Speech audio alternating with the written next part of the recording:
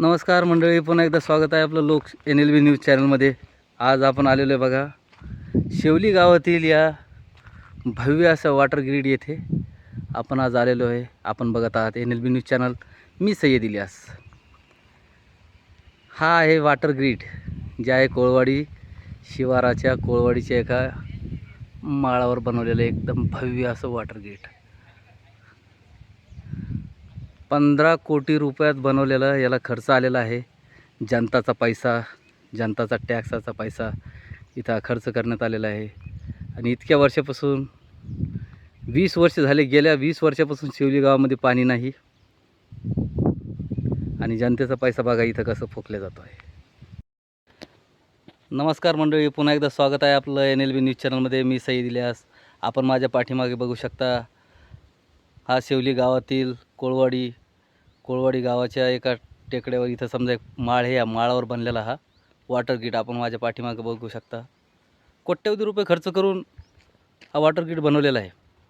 आणि शेवली गावामध्ये 20 वर्षापासून पाणी नाही, सर्कलमध्ये पण पाणी नाही. गावाचीच काय गोष्ट, सर्कलमध्ये सुद्धा पाणी नाही.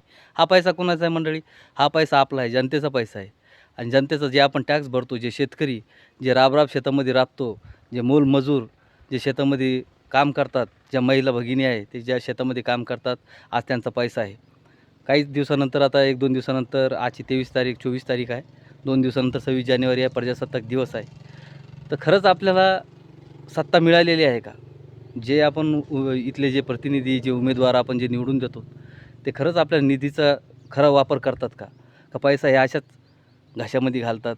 इथले इंजिनियर, ठेकेदार, आता कालच आपले इथले आमदार साहेबांचं आलेलं होतं स्टेटमेंट का इथले जे ज्यांनी हे कामं केलेले आहेत त्या अधिकाऱ्यावर, ठेकेदारावर, गुत्तेदारावर आम्ही कारवाई करणार. स्वागत आहे तुमचं, त्याबद्दल स्वागत आहे. पण तुम्ही असं नका करू का मी करतो मारल्यासारखं आणि तू कर रडल्यासारखं. कारण जनता एवढी आता वेळी राहिलेली नाही साहेब. जनता एवढी वेळी राहिलेली नाही. जनता सुजाण आहे. जनतेला माहीत आहे निधी कुठून येतो. जनतेनं बघितलेलं आहे प्रगती कशी प्रकारे होतात आणि प्रगती कुणाची होती आणि कशी होती हे सुद्धा बघितलेलं आहे.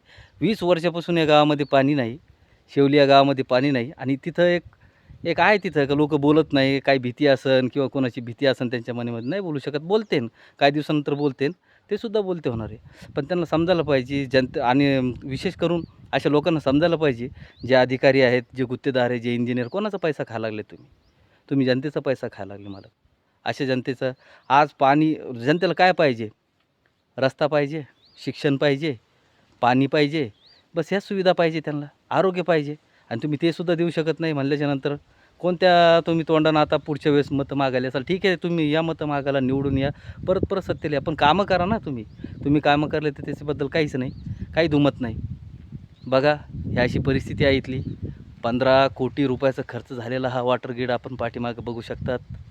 आणि याच्यावरूनच हा पैसा दुसरा कोणाचा नसून मायबाप जनतेचा आहे, जे राबराब कष्ट करून जे त्यांचा निधी जे आहे, म्हणजे ते ह्या निधीमध्ये त्यांचं कॉन्ट्रीब्युशन आहे. कारण का ते जे आहेत टॅक्स पे आहे, ते टॅक्स भरतात. हा जनतेचा पैसा आहे. असेच नवनवीन बातम्या बघण्यासाठी बघत राहा NLB न्यूज चॅनल. मी सय्यद इलियास. धन्यवाद.